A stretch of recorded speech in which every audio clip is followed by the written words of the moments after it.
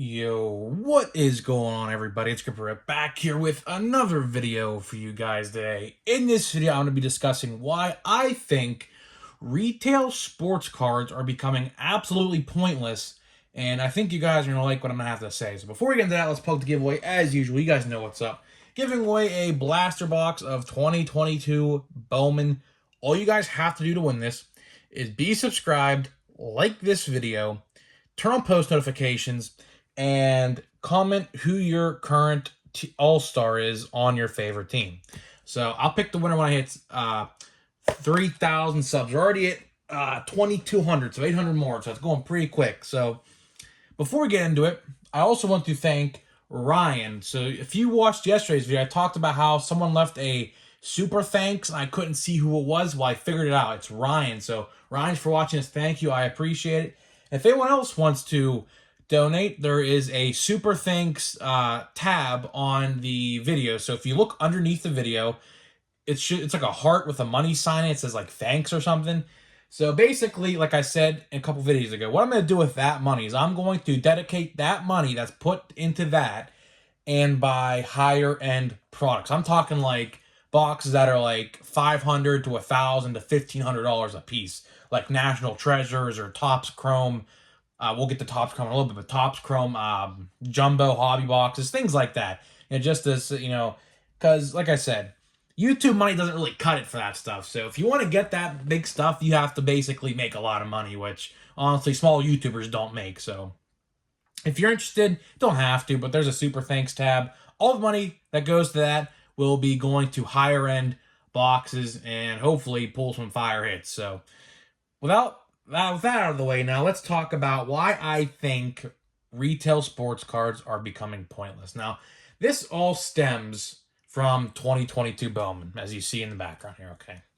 Now, in years past, and you guys can all agree with me because this is how it works every time, 2020 or 2021 Bowman, I remember, flew by off the shelves. Like, I actually never seen 2021 Bowman at all at my Walmart or Target. I actually found it at Five and Below. Like, there were packs at Five and Below, and seemingly I think I threw the box away of it, but it was a retail box of 2021 Bowman. That's where I found it, right? But this year's a little different, right? So everywhere you look, including my local Walmarts, are stacked to the brim with Bowman. I'm talking like 30 plus and about 50 plus value packs at each time. So there's like 30 blasters and like 50 value packs every single time I go to Walmart. And then I go a couple days later to check what's left, and like the majority of it, like 75% or plus, is still there, right? And then what you do is I was looking at Target, because typically Target, sells sports cards as well for, retail price. I'm sitting there, right? Bowman was still on the site as of yesterday. Now, it actually sold out today. I don't know when today, but it was up for like 2.5 weeks, right? Now, can you name another product that was as valuable as Bowman that sat on Target's website for weeks? I can't. And there's a number of, problems with sports cards. I'm going to try to hammer every topic in this video. Number one starts with the price. The price of these sports cards is just not worth it no more. It's really not. Unless you pull a card that is $40 plus, you're not really getting anything good out of these boxes. You're just not. I mean, my grandpa says it best. He says you have to go buy the hobby boxes to get anything good, and I 110% agree with him.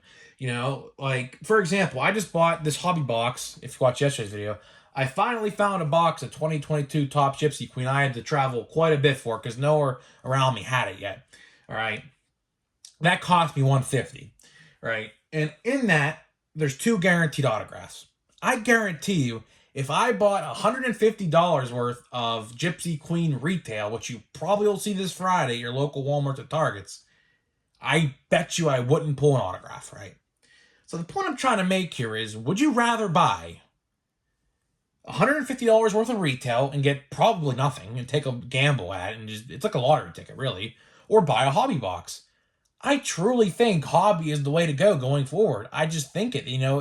This stuff sits on the shelves No one's buying it. No one's scalping. That's the best part about the whole situation is there is no scalpers no more.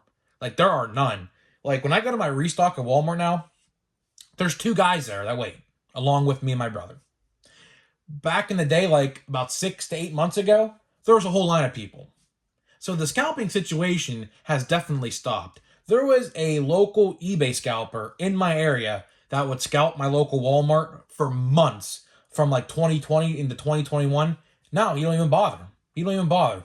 But the only thing that bothers me with that guy, side note, is he sells individual hobby packs, and I know for a fact that he's weighing those because you know why? In the description of his listing, it says auto question mark, relic question mark. So you know he's weighing the packs. So I made a whole video advising why you should never buy retail or hobby packs that are like this online. I made a whole video about that. But getting back to the point, there's no scalpers no more. So this stuff just sits on the shelf. And that's due to the price. Like $35 for a Bowman blaster. Again, tops. You need to put incentives in the box. You need to put guarantees in the box. You need to put at least something like, look, perfect example right here. Here we got a blaster of Donruss, right? Blaster exclusive, right? This is what you need to start doing, tops, right here. Blaster exclusives. That they sum it up best. There needs to be guarantees in these boxes. If you're going to pay $30, which is literally 50% more than it was 2 months ago, and you get the same amount of things. Am I the only one that has a problem with this? Because I get, hated on for being too negative. Like yesterday's video, they're saying, oh, you make another negative video. Well, the thing is, right, I'm just reporting the news. That's all I'm doing is just reporting the news. And unfortunately, all of Topps' news that comes out is pretty much negative because they can't make any good business decisions, So the price of these boxes needs to go down. It just does because, no one's buying them. And the only people who are buying them are the ones that are, can afford it. Like I'm lucky enough that I can sit here and say I can afford this stuff. But to the average collector, man, you can't afford that. I said this a couple weeks ago and I'll say it again right here. Actually, I said it a couple days ago. So Topps increased their price 25%, right? A Topps Chrome blaster box last year was $35, okay? Take 25% of 35, that comes out to $875. $875 plus 35 is 43 and some change, okay? How much do you want to bet? I'm going to take a bet on this. Let me guys know what you think about this in the comments.